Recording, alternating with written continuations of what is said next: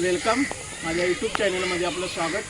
आणि आज आपण आलेलो आहे खोपोली येथे श्री गजानन महाराज यांचा आश्रम, इथे आपण आज आलेलो आहोत। आणि हा असा आश्रम आहे की जो निसर्गाच्या सान्निध्यामध्ये असा बांधलेला हा मठ आहे। आणि इथे आल्यानंतर तुम्हाला सुख समाधान शांती नक्कीच भेटेल। गगनगिरी महाराजांचं दर्शन केल्यानंतर आपल्या सर्व चिंता दूर होतील। चला तर आपण जाऊया महाराजांचा मठ पाहण्यासाठी। ओम श्री चैतन्य गगनगिरी नाथाय नमः।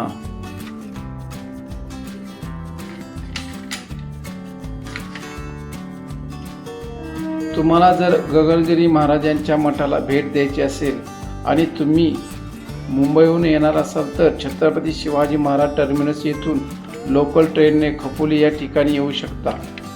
खोपोली स्टेशनपासून वॉकिंग डिस्टन्स 15 मिनिटाच्या अंतरावर चालत जाऊ शकता किंवा खोपोली स्टेशनच्या बाहेरून शेअरिंग रिक्षासुद्धा मिळतात। पर पर्सन 15 रुपये घेतात।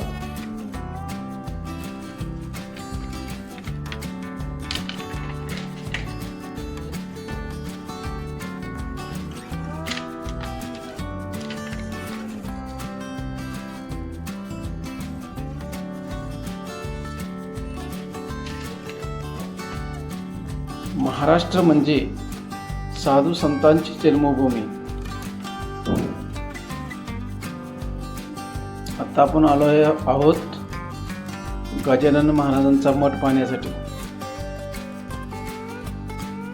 संत ज्ञानेश्वर माऊली, संत जगद्गुरू तुकाराम महाराज, संत निवृत्तीनाथ महाराज जीवन कसं जगावं आणि देवापर्यंत पोहोचायचं असेल तर भक्ती कशी करावी, त्यापैकी गगनगिरी महाराज त्यांच्याबद्दल असं सांगण्यात येते की ते पाण्यात उभे राहून तपश्चर्या करायचे।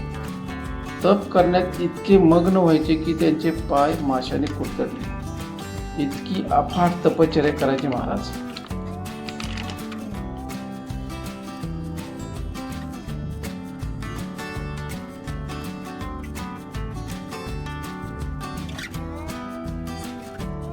खंडाळ्याच्या निसर्गरम्य पर्वतरांगामध्ये पातळ गंगेच्या नदीच्या काठावर गगनगिरी महाराजांचा मठ बांधण्यात आलेला आहे।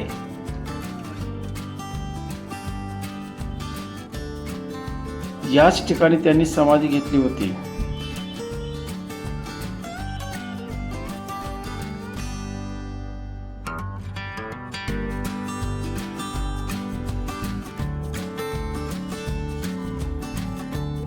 महाराजांच्या मठामध्ये एंट्री केल्यानंतर समाधी स्थळाकडे जाण्यापूर्वी भव्य सुंदर असा हॉल आहे।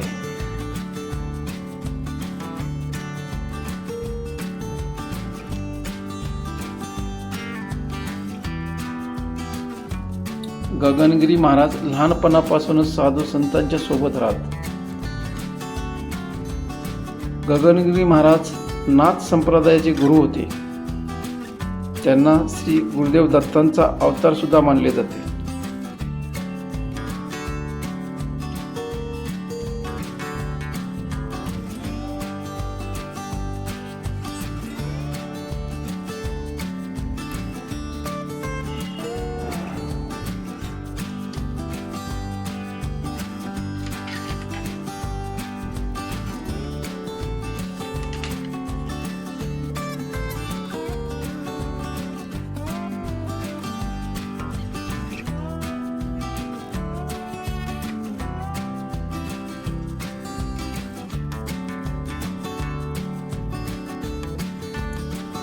आयुष्याच्या 7व्या वर्षी महाराजांनी घराचा त्याग करून हिमालयात गेले।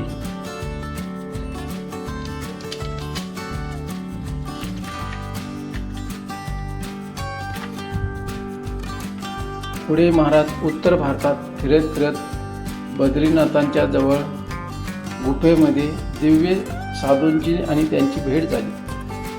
त्या दिव्य साधूंनी सांगितले, तुम्ही दक्षिणेकडे चालत जा। महाराज हरिद्वार पासून ते दिल्लीपर्यंत पायी चालत आले। तलावाच्या काठी महाराज ध्यानधारणा करत असत. त्या ठिकाणी काही सरदार मराठी भेटले. तिथून त्यांना कोल्हापूरला सोडण्यात आलं. नंतर ताजीपूरच्या जंगलामध्ये तपश्चर्या करू लागले महाराज.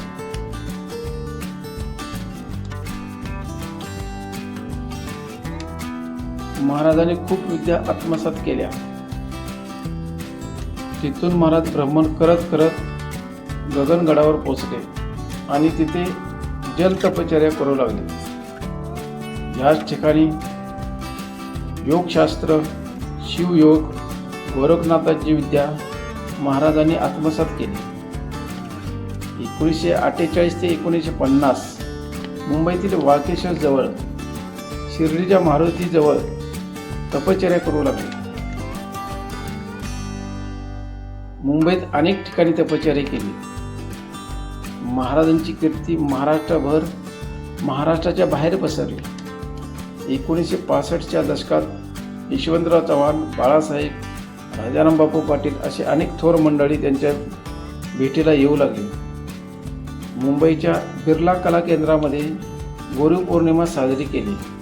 गुरुपौर्णिमेला लाखो भक्त आले. महाराष्ट्रात अनेक ठिकाणी महाराजांचे आश्रम आहेत.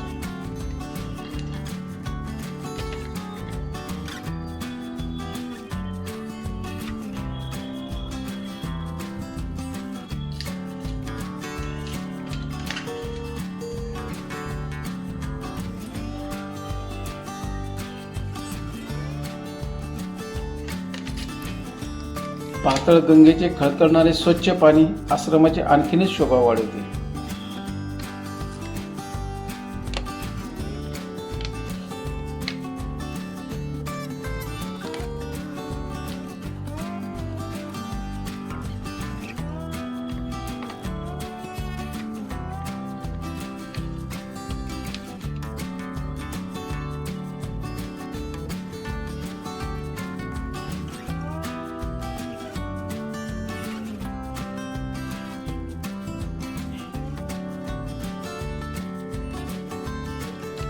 स्वामी गगनगिरी महाराजांचा जन्म 30 नोव्हेंबर 1906 साली महाराष्ट्रातील पाटण मंदुरे गावात झाला. स्वामींना जीवन गौरव पुरस्कार प्रदान करण्यात आला होता.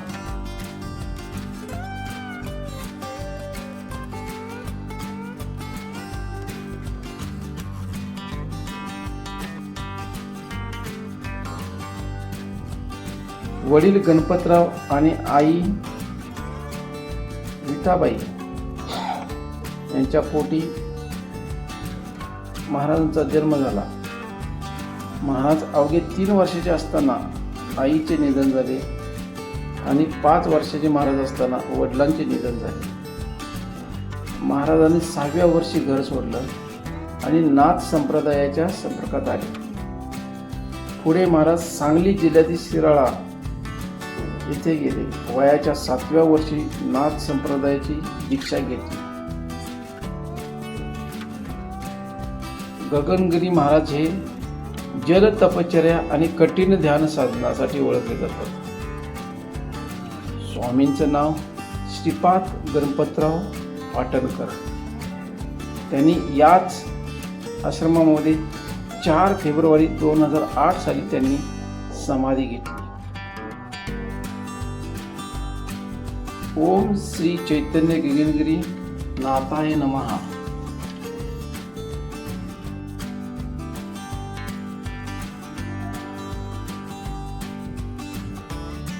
जे भाविक बाहेरून येतात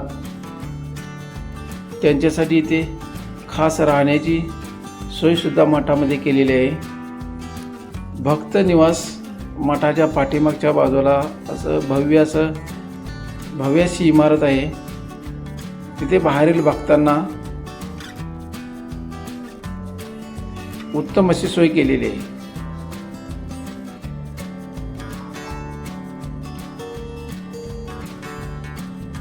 सुंदर असा परिसर आहे.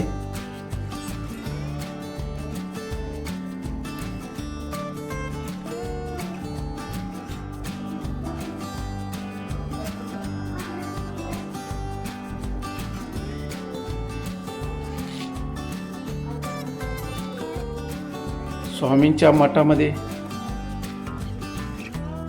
मोफत डॉक्टरांची सेवा दिली जाते.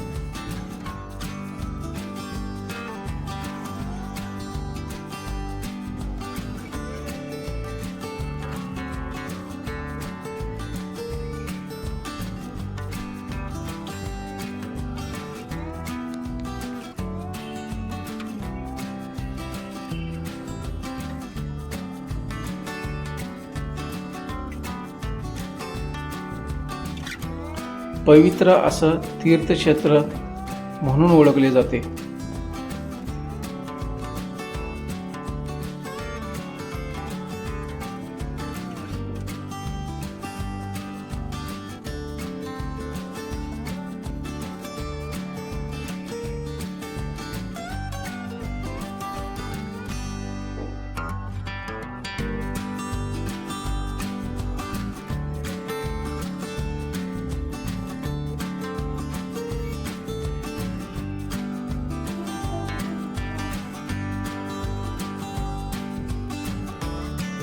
महाराष्ट्रातून नव्हे तर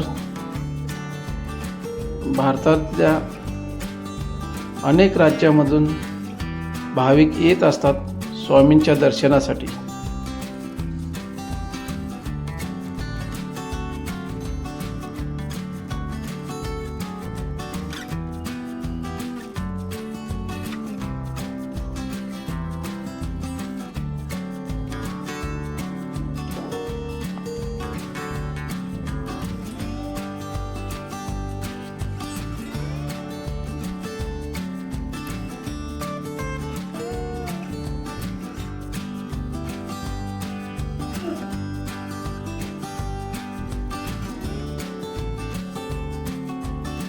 हे आहे भक्तांच्यासाठी राहण्याची उत्तम सोय.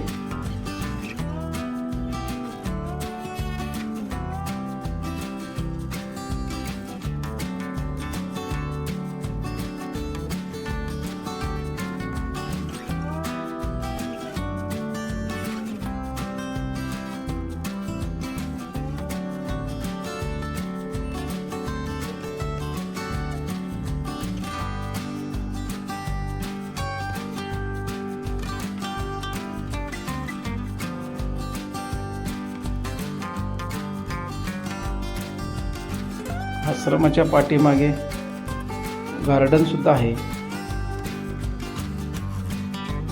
लहान मुलांचं मनोरंजन सुद्धा इथं होतं.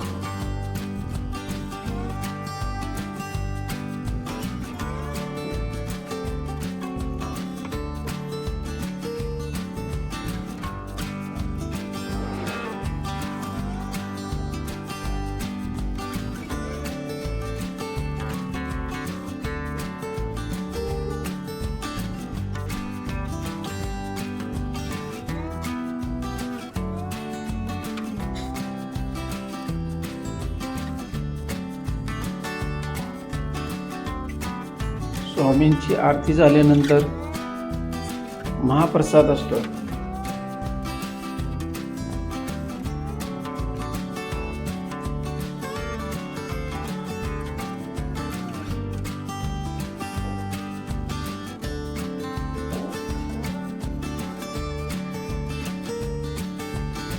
भक्त निवास म्हटलं जातं.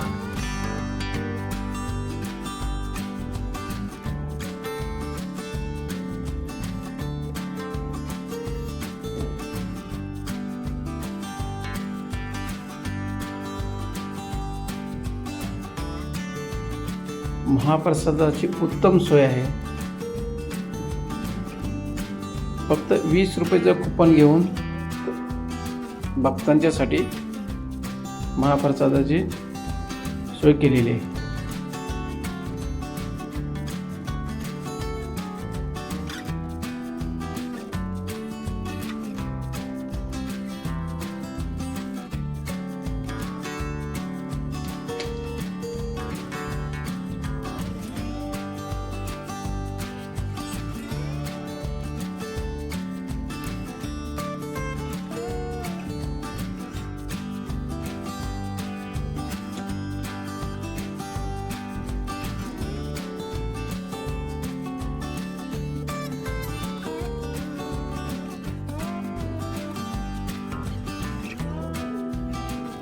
खूप सुंदर असा परिसर आहे.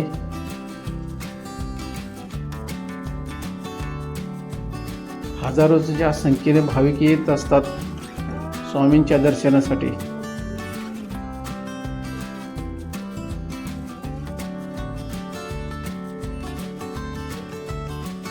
स्वामींचे दर्शन घेतल्यानंतर मन प्रसन्न होतं.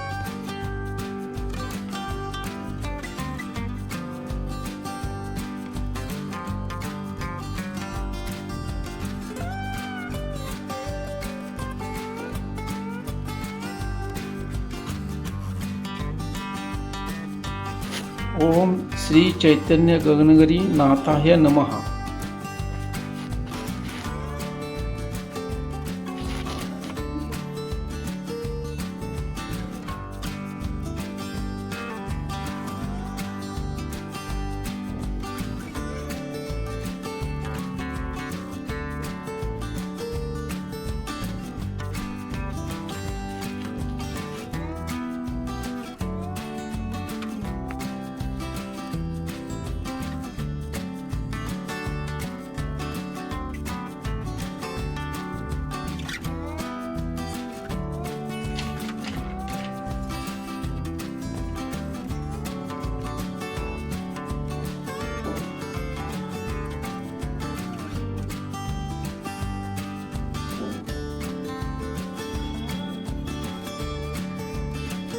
आश्रमाच्या पाठीमागे पाहिले असता खंडाळ्याच्या सुंदर अशा पर्वतरांगा दिसतात.